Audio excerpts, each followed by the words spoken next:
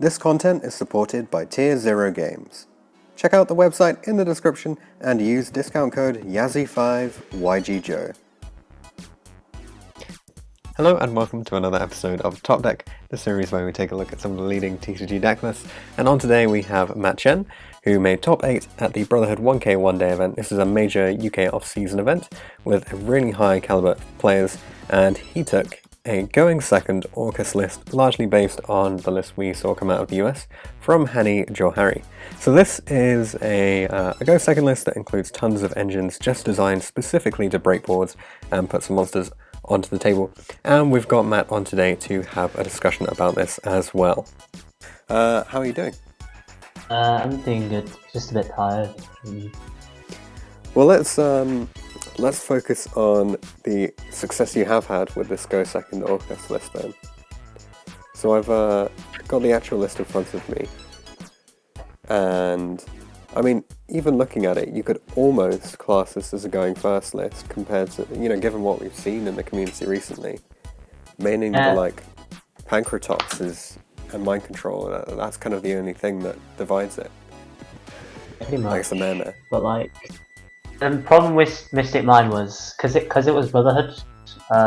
We expected like way more rogue than like what you'd expect at YCS, and because it's like Nibiru release weekend, I didn't expect a lot of people to play like the Guard Dragon deck and stuff like that.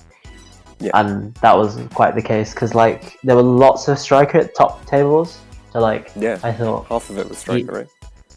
Yeah, it was. So I wanted to play like a hand trap that was like good against that deck, and I think Ogre's obviously the best one. But the problem with Ogre was that it does nothing to the Orcust matchup, and I thought Orcust would be everywhere as well, but yeah, it wasn't quite the case. Didn't do well at the event, so I didn't really bump into any.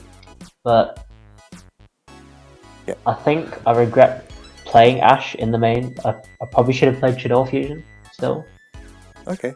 Because even for like even like the matchups it's bad against, like Guru and what's the other one, and Draco, like I don't think it's worth it to worry about those decks. It's even like effective against Altergeist because if they go for like Sangan play or Meloseek play turn 1, then they're always going to end on a Link Monster.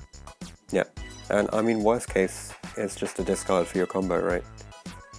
And minimum like the problem with that is like you can play like bricks in the deck, but like the Orcust monsters themselves are bricks until you actually discard them. Yeah. So like a problem I ran into a lot over the weekend was just like drawing like 1 or 2 Orcust monsters and not actually having enough to play through their board to discard them. Yeah. So like I remember one particular hand I had against like Pendulum. It was pretty dire because I had like Tank and another card and like Mind Control or Instant Fusion, and the other 2 cards were like World 1 Nightmare. Yeah. Like that just does nothing. Just trapped.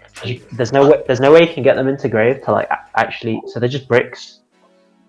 Yeah. That was like one problem I had with the engine as a whole. Otherwise, like there's so many pros to the Orcust engine that it's actually just worth playing. Like in the hybrid decks, they cut like World 1, but like World 1 actually comes up loads even in the hybrid builds, and it's like more so even for pure because it just lets you grind really well. Yeah, you mentioned that sometimes you end up in brick situations because you have too many other cards. You're not able to discard your Orcust cards. Do you feel like the Pancratops is ever prohibiting? Because sure, it's a special summon, but you never want to be using it as a link material, right? You're always using it to out something on the board. That's a problem I found with Pancratops, but Pancratops is just too good going second because in of itself it's like a +1. So you run over a negate and then you pop something. Like I don't think there's anything else in the meta that quite does that. So it's got like quite a unique spot for blind second decks because it can actually like beta seal and then pop something else like a hot red or something. Yeah, that's fair enough. I just think the only limitation then is you're not going to be OTKing, right? You're going to be breaking the board and setting up your own Orcust board. Yeah. Surprisingly, like for that instance, when it actually comes up, Bomber actually does like work come into its own, because usually you wouldn't think you'd need like Babel and the Bomber board to go second, but like imagine you do that, you use the battle phase to bait things, and then Yeah. main phase 2 just blow up their board. Yeah. Yeah, that seems a lot better than just like, I don't Because know. Mermaid itself is just Bomber, so you just need one extender to like just trigger the Bomber and you win. Yeah, exactly. Yeah. No, that's quite an interesting point. You don't have to break the full board. You just have to break enough, and then Bomber does the rest. And none of the combo decks, apart from Pure Thunder, can actually like put up a fight after the board gets broken. But your like matchup versus Pure Thunder is like amazing anyway, because of the shooter. their board does like their board just literally doesn't stop you. Yeah. Unless you open really bad and you have to make a nightmare and then they Titan Bob it, for instance, and you have no way to play around that. Yeah. Do they? I mean, we're in quite an early stage in the format. Are you finding that Thunderboards typically do end with like a Titan?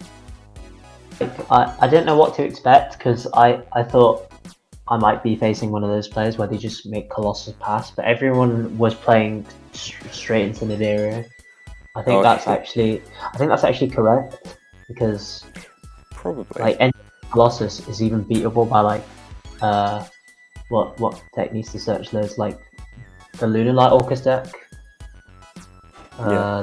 Even Striker, like you just need to draw one Widow Anchor and you out the board. Yeah. Because or just just draw holding Ray, like right? Ash Ogre.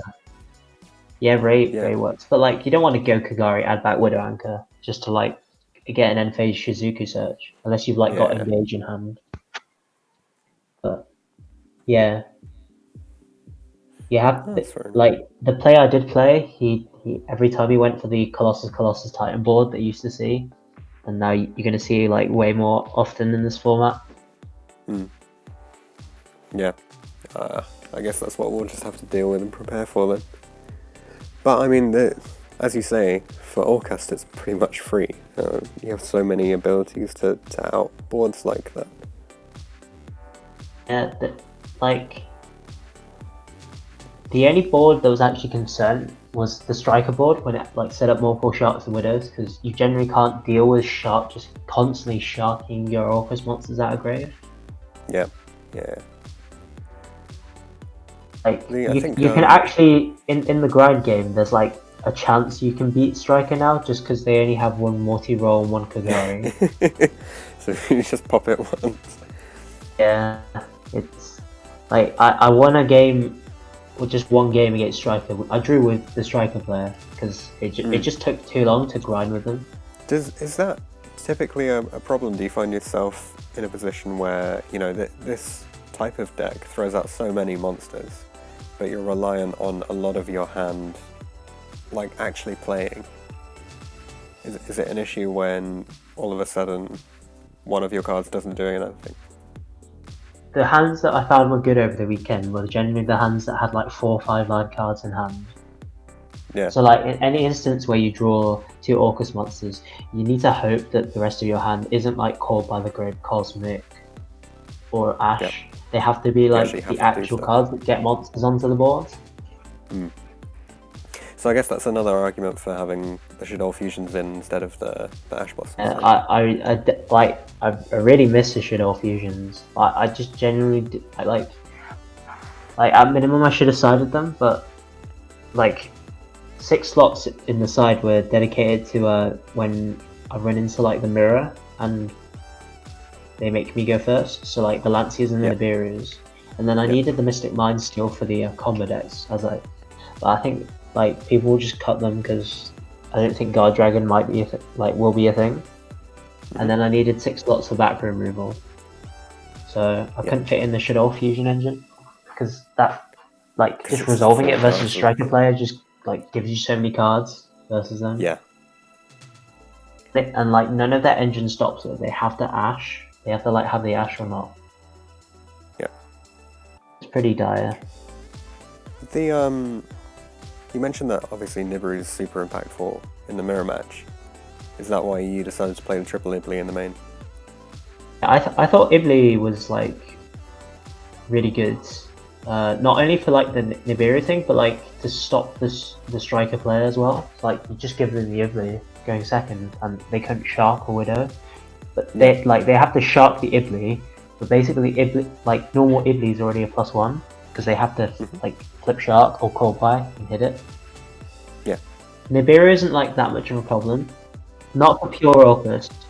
Because there's a lot of play strings where you can make Orcust monsters, like just Galatean 3 summons. So like, I think I did, if like the hand allowed it, was when I drew like Mathematician Instant Fusion, I would, because Mathematician sets up Galatean 3 summons, and then whack down, put down the Babel with the Galatea by banishing the Nightmare. That doesn't summon anything. Yep. And then you go Instant Fusion for Winder, and then you just whack Ding on board. And with Winder on board, they can't do it. They can't Nibiru. Yeah, that's like that's always a put. Or if you just open Mathematician by itself, in like the instance of a mirror. So like when you have like Ash, Call By in hand, and you have Mathematician, you can actually make an okay board that lives, and get your grave set up. Really? You just pass on either Galatea Crescendo, or you pass on Ding in like defense mode with Babel on board. Oh yeah, okay. And then because Callby is just so good in the... It actually just lets you live. Yeah. Yeah. If they have Nibiru in hand, obviously that's like another dead card as well. Yeah.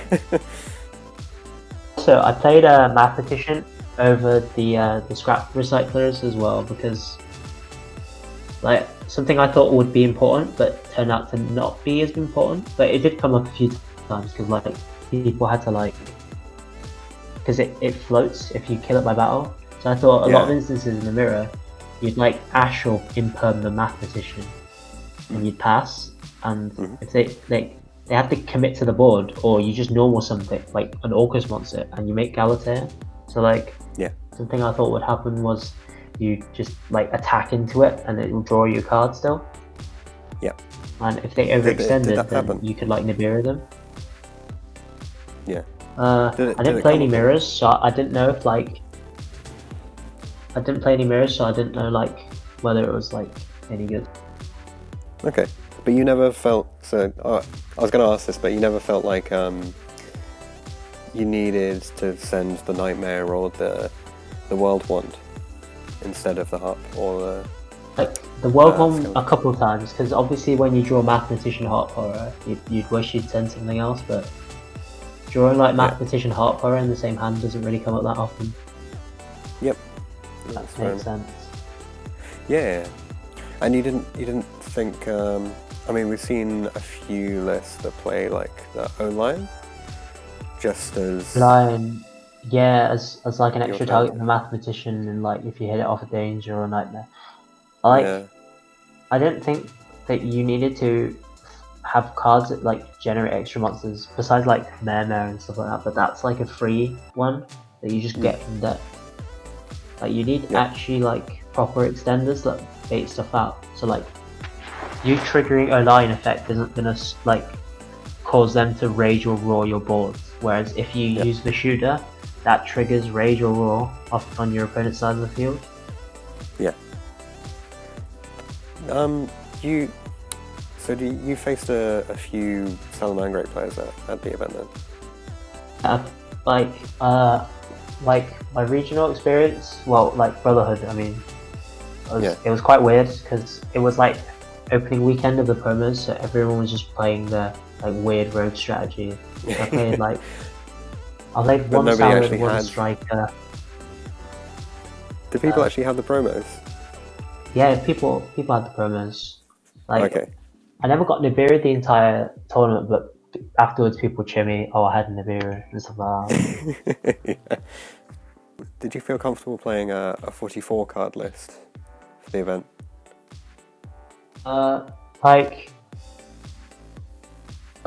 I don't see any problem with going over 40 for Orcust, clearly, because the main part of your engine is like you can always access the Orcust part as long as you have like Mermaid. Yep.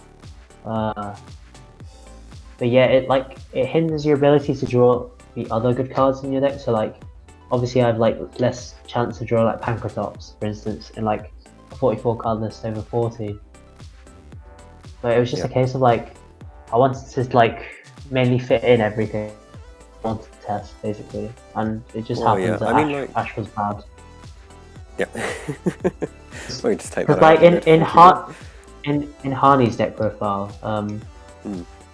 like his deck list was like well over 40, because like that's where I got like the main ideas from for this like deck to play and test. Is because he was playing like Armageddon, Greffa. Oh yeah, he played like those cards can be like his cards can be cut, but he went over 40. Like I think it's fine to go over 40, as I said in Orcust. Yeah, because you can always access. Yeah, obviously you can always access the engine itself, but you didn't feel like it hindered your siding too much then? No, because that's like where the impact is. Everything just works in general versus like a lot of the meta. So you're just taking out like slightly less, like. Well, obviously Cold Buy, for instance, is really bad against Pendulum, so you obviously take that out. Yeah. But like you're swapping out some bad cards, like some more impactful cards for the matchup, when like the rest of your deck is already like really good versus that matchup. Yeah. Okay. Like everything was good in the main, even having like Ibli and Mathematician clash as normal summons. Depending on. Well, it's only 6, right? I guess 9 if you include the horror, but... yeah. So like you have 8 good normal summons in the deck. Yeah. And then 1 terrible normal summon. And 1 terrible normal summon. Do you know your rounds that you played? So round 1 I played against the Thunder Guard Dragon deck, and I 2-0'd that. I think game 1 I narrowly managed to I drew Ash Pank, 2 dangers, and then Mind Control, Instant Fusion, I think. So the Pank, the Instant Fusion, and the Mind Control all baited out negates. He had like 4 negates. Yeah. Through Ash, which was like a reason why Ash wasn't played in like Harney's list. Just doesn't matter, right? Yeah. Yeah, they can practically combo for it, or like the Crusadia combo always gives a dragon for the Pisty to just reborn for free. But then I like revealed the dangers, and he just lost because I could Orcust combo, make Bomber Dragon, and blow his board up. Yep. Game 2, I believe I Nibiru. Drop the rock. Game over. Yeah. I think he just could never get his engine going, because like it's really hard to see Swap Frog. So game 1 I narrowly win because he went Duke Frog pass, and I didn't attack over the Duke Frog. Later on I think he linked it away or something. I can't remember what happened, but I win. Like I think I draw double Pankratops. My hand wasn't great, but like because I still had Pankratops by itself, I could like outgrind him. Yeah. Game 2, he made me start boarding in Nibiru, and he drew the Nibiru, but I went for the Mathematician play because I couldn't pass on an empty board versus a trap deck. Yeah. I made the Galatea in 3 summons, and I set the Crescendo and passed. It turns out, later on I found out he had Nibiru in hand, but he couldn't Nibiru me, so I won. Apparently his hand was like double Nibiru Pankratops. Like it was a terrible hand. 1 life Pank. Round 3, it was against Pure Thunder. I don't remember much about this matchup. I think I 2-0 him, but the only particular thing that he did was, I think, bottoms trap hold me. Okay, that's kind of funky. Game 1 he passed on double Colossus, no Titan. So I just combo and win. After he bottomed, this is like I think he like Ash is my mathematician, and then he bottomless is something. I think it was Pancratops actually, and I didn't chain it, but I started combo. I think I had another extender or something. Oh, it was mind control, yeah. And then game 2, he starts again. He didn't make me start, which was weird. I thought he would have made me start. Yeah. But he does like some weird combo again. I think he passes on one Colossus, and then I think that was just an easy win from there. Yeah. Round 4, it was against Salad. So game 1 was, so it was like it's like the deck's ideal situation where you just open like Vishuda, Instant Fusion, Mind Control, Distrudo, Pancratops, and Heart Horror. Everything. So it was just You can bait all the hand traps and the whole board. everything, like Rage, or Ash, I think it was. Yeah. It was crazy. Doesn't matter. Game 2, I drew Nightmare World ones, and he set up the Rage with hand trap board again, so I lose. And then I make him start a game, and he decided to go second, I believe. Yeah. And it turns into a grind game because I didn't open as well as game 1, and I didn't kill him for it, so he just gazelles, and he makes a push. He makes a push, he makes a semi-okay board. I push back, crack at it, I like leave him with one monster, but for that turn I drew Nibiru off the top, and then later on, the following turn, like I Nibiru'd him and I won from there. So Nibiru's really good for Salad, yeah. Yeah. So that was round 4. Round 5, it was against Zahab, so we played the Mirror. No, not the Mirror. I played against Sky Striker. Okay. Game 1, I win with Bomber because my hand going second was like okay, and he didn't open outright broken as well, so we went back and forth for a bit, but I just eventually but he burns through his multi-roll, he burns through his Kagari early on as well, and he never got base to resolve, so rough. I think I just whacked him with Bomber a couple times and he lost. No Widow Anchors. Game 2, it was a lot worse. His hand was really good. So he had like Shark Widow Imperm, and I couldn't play around that. Oh, okay. But like I grinded. We should have went on to game 3, but I just played on for a bit. Like from the point I knew I was lost was like 7 minutes on, but we just played on until like actually I completely lost, which was like 3 minutes left on the clock, and it was just a draw at that point. So yeah. I didn't want to go like near time against Striker anyway to begin with, so I just knew that I think the matchup will be a draw to begin with. Because we finished like game 1 with like 20 minutes left on the clock. It was quite a long game. Yeah. Round 6 was against that Pendulum. like turn 1 kill or turn 2 kill. It's very hard to in that matchup. Yeah, he never set up. It's really hard to set up like roll, and then you go Widow, Shark. Yeah. Or like have drone. Everyone's like really conservative about their multi-roll now as a striker player. Do you think they should be? No, like just to play around Ogre, but you risk like not setting up your board properly and potentially getting blown out by like the going second Orcust deck. What was the round you played after Zahab?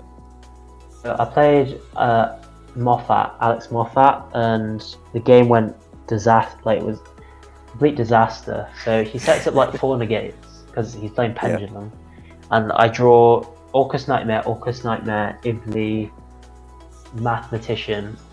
Then the other 2 cards were actually like good, so Instant Fusion, Mind Control. But there was no way I was playing that game with only like 3 live cards in my hand. Yeah, that sounds bad.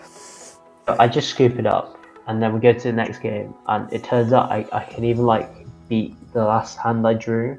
So like, what was my hand? It was Instant Fusion, Mind Control again, I drew Babel, Symbol, Skeleton, Nightmare, and World Wand.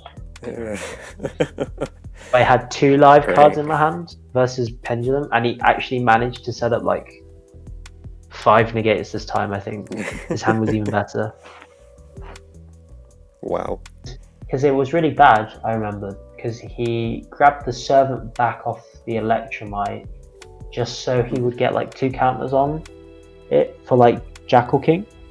Yeah. When he Pendulum summoned it, so you play around the Viru. But off the Electromite draw, he draws like Mastery or something. So he just wins off that.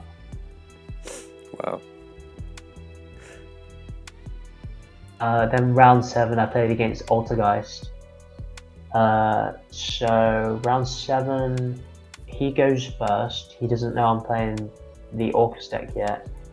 He opens with Extravagance. Then he goes normal Silk, set 3, pass. So he's got 2 in hand. Oh yeah, I remember this. It was terrible. So I have Mind Control Cyclone. So I'm like, I'll Mind Control the Silk, and then if he has Spoofing, I'll Cosmic afterwards. So I do that. It turns out he does have Spoofing as one of his sets. So I do that play. Then after Resolution, he reveals Multi-Faker in hand. So I'm like, oh great, he's already got it in hand.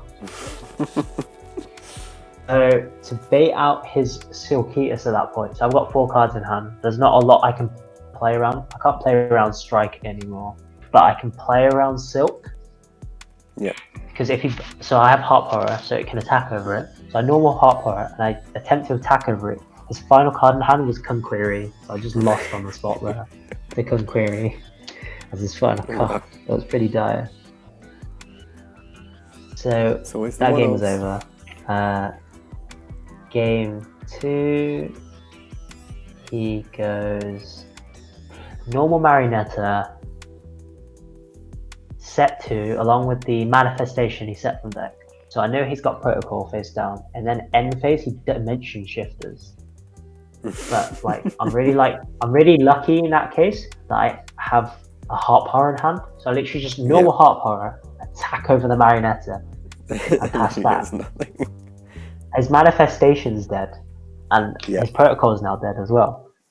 It turns out his other card was like Impermanence later on in the game, so like that does nothing. He draws for turn, and then he's like, I can't remember what he does.